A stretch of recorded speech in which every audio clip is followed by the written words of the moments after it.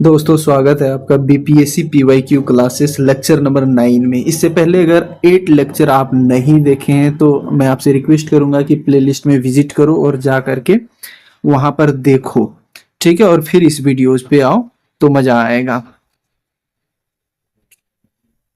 तो देखते हैं आज का पहला क्वेश्चन क्या है। आज का पहला क्वेश्चन नंबर 16 से question number 1 to 15 I have already covered in the last lecture, है ना। इसमें जो है, इससे पहले मैंने कई क्वेश्चंस भी सॉल्व किए हैं, कई क्वेश्चन में भी more than 100 question I have already solve that. तो आप वो पीछे की 8 लेक्चर देखो, फिर यहाँ पर आओ and then let's start with today's lecture here. In this inscription Ashoka is generally referred to by, आपको बताना है अपने शिलालेखों में अशोक सामान्यतः किस नाम से जाने जाते हैं। तो आपके सामने ऑप्शन है चक्रवर्ती, प्रियदर्शी, धर्मदेव, धर्मकीर्ति और उपयुक्त में से एक से अधिक और कोई नहीं। जो प्रियदर्शी है दोस्तों, इसका करेक्ट आंसर हो जाएगा। क्या इसका सही उत्तर हो जाएगा? प्रियदर्शी जो है ये करेक्ट आंसर हो जाएगा। अशोक के अभिलेखों में उन्हें मुख्यतः देवनाम प्रिय देख सकते हैं, देव ना प्रिय ये, और प्रियदर्शी दूसरा प्रियदर्शी, इन दो नामों से इनको खास करके जाना जाता है। और उपाधियों से संबोधित किया गया है। ये देवनाम प्रिय और प्रियदर्शी से, इन दो उपाधियों से उनको संबोधित किया गया है। और पुराणों में अशोक को अशोकवर्धन, क्या, और पुराण में अशोक को क्या कहा गया है? अशोकवर्धन। मस्की, गुजरा, नेतुर, उड़ेगोलम और अभिलेखों में उसका नाम अशोक स्पष्ट रूप से मिलता है। जो सम्राट अशोक थे, मौर्य काल के या मौर्य साम्राज्य के सबसे प्रसिद्ध राजा, उनका जो उपनाम, कई नाम से उनको जाना जाता था। खास करके जो है अशोक के अभिलेखों में उन्हें देवनाम प्रिय, जो देवताओं का प्रिय है, उसे जाना जाता है। प्रियदर्शी से जाना जाता है। और पुराणों में उसको क्या? अशोक पुराणों में उसे क्या? अशोकवर्धन, इन नामों से जाना जाता है। और ये जो मस्की, गुर्जा, नेतुर और उड़ेगलम, ये है अभिलेख, इनमें अशोक नाम स्पष्ट रूप से लिखा हुआ है। तो ये भी पूछा जा सकता है, क्या मस्की के जो अभिलेख है ना, जो मस्की के अभिलेख है उसमें अशोक नाम मेंशन है। तो ये स्टेटमेंट बेस्ड क्वेश्चन आ सकता है, तो आपको उसमें करेक्ट टिक करना होगा कि हाँ ऐसे करेक्ट है। गुर्जरा जो है, गुर्जरा में अशोक नाम मेंशन है, तो हाँ इसमें भी है। नेतुर, इन तीनों में, इन चारों में जो है अशोक नाम मेंशन है। इससे आगे बढ़ते हैं हम लोग दोस्त, अगले प्रश्न पे आते हैं। Students, language used in Ashoka's inscription, आपको बताना है अशोक के जो शिलालेख थे, इंस्क्रिप्शन, इसमें जो लैंग्वेज यूज्ड हुआ था वो कौन सा लैंग्वेज था? संस्कृत था, प्राकृत था, पाली था, हिंदी था। ये सारे विकल्प है आपके सामने और आपको बताना है इसमें से सही विकल्प क्या। जो प्राकृत लैंग्वेज है ये इसका करेक्ट आंसर हो जाएगा, है ना। देख सकते हैं प्राकृत, जो ऑप्शन बी है वो करेक्ट आंसर हो जाएगा हमारा। चलिए, अशोक के अधिकांश शिलालेख एवं अभिलेख जन सामान्य कहने का मतलब है the language of common people, language of common people. Prakrit भाषा, ये क्या था? प्राकृत में लिखे गए थे लिपि के रूप में। अधिकांश अभिलेखों में ब्राह्मी लिपि। जैसे लिपि अगर पूछे, भाषा और लिपि दोनों अलग अलग चीज है। जैसे हम लोग हिंदी बोलते हैं, लेकिन हिंदी को जो लिखने की पद्धति है वो कौन सी पद्धति है? वो देवनागरी में हम लोग लिखते हैं, है ना। इंग्लिश को जो लिखने की पद्धति है वो क्या है? रोमन में लिखते हैं। तो ये वो हो गया लिपि, ठीक है। तो ब्राह्मी लिपि और प्राकृत लैंग्वेज आपको ध्यान में रखना है। चलिए, which script is written on the pillar of Ashoka, Ashok स्तंभ पर कौन सी लिपि लिखे गए? विच स्क्रिप्ट, स्क्रिप्ट का मतलब है लिपि, तो कौन सा लिखा गया ये आपको बताना है। ब्राह्मी, सामरी, पाली, संस्कृत। तो जिसका जो सही और करेक्ट आंसर है वो क्या होगा? ब्राह्मी लिपि में लिखा गया। ठीक है, तो देख सकते हैं यहाँ पर ब्राह्मी, अशोक के स्तंभ पिलर एडिक्ट मुख्य रूप से ब्राह्मी लिपि में उत्कीर्ण किए गए हैं। ब्राह्मी लिपि बाएं से दाएं और लिखी जाती है, जस्ट लाइक देवनागरी की लेफ्ट से राइट की तरफ लिखी जाती है। लेकिन आपको मालूम होना चाहिए जो खरोष्टी लिपि था, जो अशोक के समय में कई शिलालेख जो थे उसके इंस्क्रिप्शन जो खास करके अफगानिस्तान में थे उसमें क्या खरोष्टी लिपि में लिखा गया था। और खरोष्टी में क्या था, यही राइट टू लेफ्ट हो जाता है, वो हो गया खरोष्टी लिपि, है ना। यहां हो गया ब्राह्मी लिपि, तो ध्यान में रहेगा। चलिए नेक्स्ट क्वेश्चन आपके सामने, which one of the following script of ancient India was written from right to left. जैसे मैंने डिस्कस किया अभी, आपका क्वेश्चन भी वहीं आ गया। प्राचीन भारत में निम्नलिखित में से कौन सी एक लिपि दाईं से बाईं ओर लिखी जाती थी? तो इसका जो करेक्ट आंसर हो जाएगा वो हो जाएगा फ्रेंड्स खरोष्टी, खरोष्टी हो जाएगा। खरोष्टी लिपि देख सकते हैं यहाँ पर, खरोष्टी लिपि, खरोष्टी स्क्रिप्ट क्या है? राइट टू लेफ्ट, मतलब राइट से शुरू होगा, उल्टा यहां से, माफ कीजिए एक सेकेंड, हाँ यहां से शुरू होगा, राइट से इधर की ओर जाएगा, यहाँ राइट यहाँ लेफ्ट।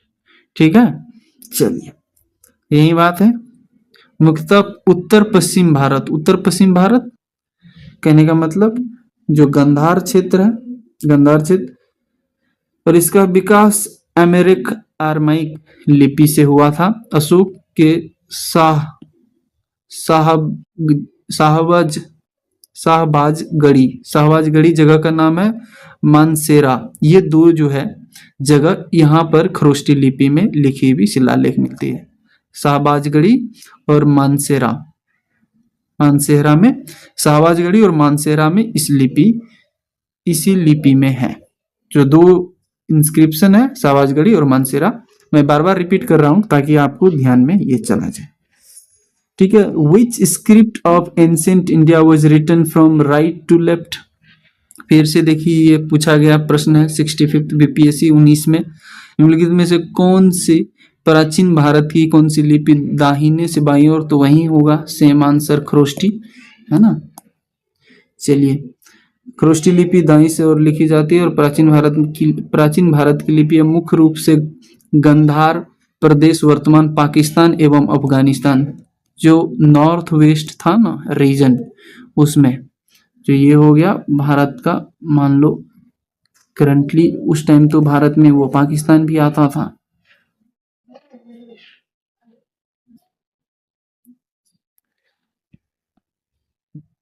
ठीक है, inscription of Ashok, inscription of Ashok were deciphered for the time. तो ये क्या था? फॉर द फर्स्ट टाइम, जो अशोक के अभिलेख को पहली बार इनके द्वारा पढ़ा गया था, वो किसके द्वारा पढ़ा गया था? तो जेम्स प्रिंसेप के द्वारा ये पढ़ा गया था। ये आपको ध्यान में रखना है, जेम्स प्रिंसेप ने सबसे पहले इसके अभिलेख, इसके के द्वारा बनाए गए अभिलेखों को पढ़ा था। 1837 में आपको ये भी ध्यान रखना है, ईयर ईस्वी में कोलकाता टकसाल मिंट के अधिकारी एक जेम्स आर्चीविद जेम्स प्रिंसेप, आप इसका नाम देख सकते हैं यहाँ पर, ने सर्वप्रथम ब्राह्मी और खरोष्टी लिपियों को पढ़ा था। अशोक के अभिलेखों के अर्थ सफलतापूर्वक स्पष्ट किए थे। ठीक है, तो नाम आपको ध्यान में रखना है, James Prinsep. Who deciphered the Brahmi script for the first time? तो फिर से वही क्वेश्चन आया है, देखिए तो जेम्स प्रिंसेप जो है, अलग अलग ईयर में है, सेम क्वेश्चन बट आपको ध्यान में रखना है, यहाँ पूछा गया था और यहाँ देखिए फिर से पूछा गया। चलिए, ब्राह्मी लिपि को पहली बार 1837 में जेम्स प्रिंसेप ने पढ़ा था। उन्होंने ही अभिलेखों में वर्णित देवनाम प्रियदर्शी की पहचान और मौर्य सम्राट अशोक के रूप में की थी।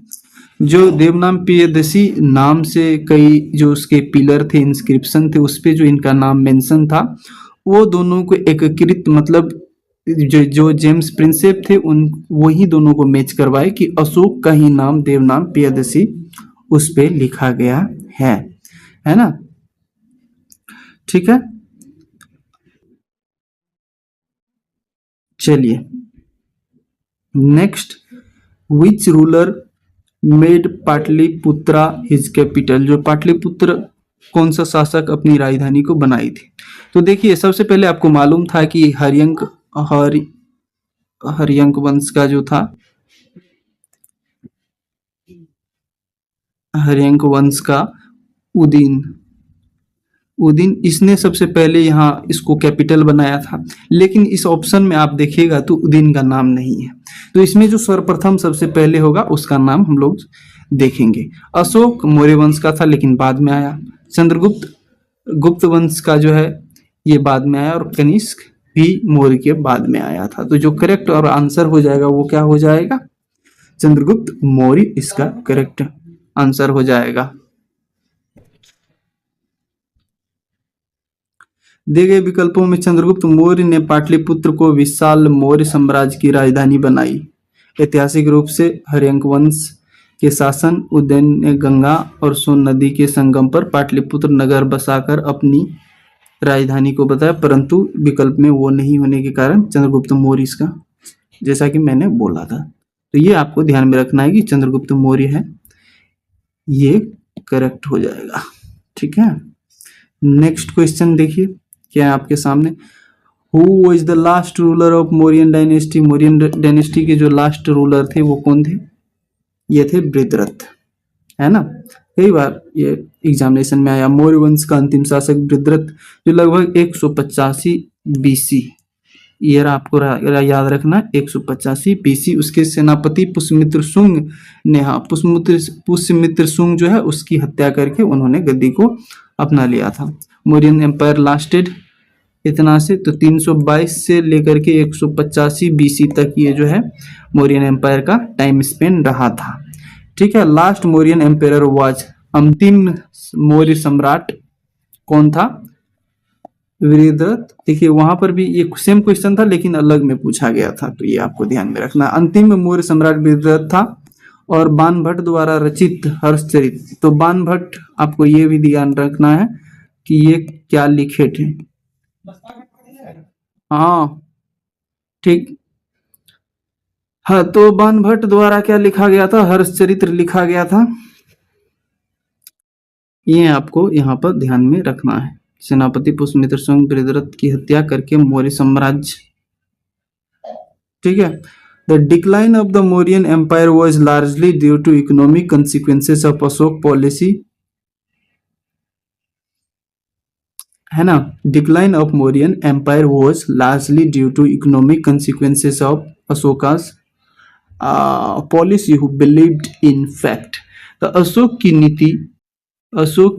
नीति के अर्थ परिणामों के कारण ही मौर्य साम्राज्य का पतन अधिकांश उचित था। इस तथ्य को किसने विश्वास किया था। आपको बताना है कि जो सम्राट अशोक के द्वारा जो कुछ पॉलिसी अपनाया गया था, जो कुछ उनका नीति अपनाया गया था, वही मौर्य साम्राज्य का पतन का अंततः कारण रहा। ये जो है किसने बोला, तो इसका जो करेक्ट आंसर है वो क्या हो जाएगा, रोमिला थापड़ ने ऐसा बोला था। ठीक है, तो इस इतिहासकार प्रोफेसर रोमिला थापड़ ने अपनी पुस्तक Ashoka and the decline of Mauryan empire, तो रोमिला थापड़ का बुक का क्या नाम है, रोमिला थापड़ का बुक का नाम Ashoka and decline of Maurya. तो ये बुक का नाम है। ये भी डायरेक्ट क्वेश्चन आ सकता है कि किस बुक में इसने रोमिनाथ थापड़ ने ऐसा कहा। मौर्य साम्राज्य के पतन का विश्लेषण करते हुए अत्यधिक केंद्रीय प्रशासन एवं प्रशासनिक संरचना में वित्तीय आर्थिक संकट इसके पतन का मुख्य कारण रहा था। क्योंकि ये जो बुद्धिस्ट मॉन्क थे उसको बहुत ज्यादा दान देना शुरू कर दिए थे, फिर नॉन वायलेंस का जो पॉलिसी था उसको अपना लिए थे, तो ऑब्वियसली जो नॉन वायलेंस अहिंसा की जो पॉलिसी है वो मॉन्क तक तो ठीक है, जो बुद्धिस्ट भिक्षु उनके तक ठीक है, लेकिन एक राज्य चलाने के लिए तो आपको अहिंसा तो करके आप नहीं चला सकते। तो ये कई कारण है जो उसने उस बुक में मेंशन कर रखा है। Name of the king Kharavela is associated with, जो खारवेल है का नाम किससे जुड़ा हुआ है, तो हाथी गुम्पा इंस्क्रिप्शन से ये करेक्ट आंसर हो जाएगा। आपको मालूम है हाथी गुम्पा, उदयगिरी, खंडागिरी, कलिंग, उड़ीसा, महामेघ वाहन, चेदी। तो देखिए इससे दो चीज उसके वंश से दो चीज संबंधित है। जो हाथी गुम्पा का जो हाथी गुफा जो है हाथी गुम्पा, इनसे इसके वंश, एक तो चेदी वंश से इसको माना जाता है और दूसरा इसको महामेघ वाहन वंश खारवेल को, ये दो वंश से जाना जाता है। जानकारियों के मुख्य स्रोत भुवनेश्वर के पास उदयगिरी पहाड़ी की हाथी गुम्पा अभिलेख है। यह बिना तिथि और प्राकृत भाषा ब्राह्मी लिपि में उत्कीर्ण अभिलेख। गोराताकिरी ये क्या है, गोरतगिरी जो है, Goratgiri in Barabar mountain range was consequent conquered by, ये किसके द्वारा विजय किया गया था इस पे, है ना, बराबर पर्वत श्रृंखला गोरतगिरी किसके द्वारा विजयित की गई थी, तो ये खारवेल के द्वारा ही, राजा खारवेल किधर गया है, चोल में टिक लग गया, हाँ, खारवेल के द्वारा ही ये करा गया था, है ना। हाथी गुम्पा अभिलेख के अनुसार अपने शासक के 8वें वर्ष में कलिंग नरेश खारवेल उत्तर भारत पर अभियान चलाया और बराबर पहाड़ियों में स्थित गोरतगिरी दुर्ग को ध्वस्त कर राजगिरी को घेरा था। ठीक है। कैपिटल ऑफ अंगा, अंग का कैपिटल कहाँ है, चंपा, मैंने बार बार डिस्कशन किया है कई बार। ठीक है, इसके साथ आज का क्वेश्चन जो है फिनिश होता है। बिंबिसार कंकर द अंगा, तो किसने कंकर किया था, बिंबिसार उसको मिला लिया था मगध में, एनेक्स इनटू मगध एम्पायर। ठीक है।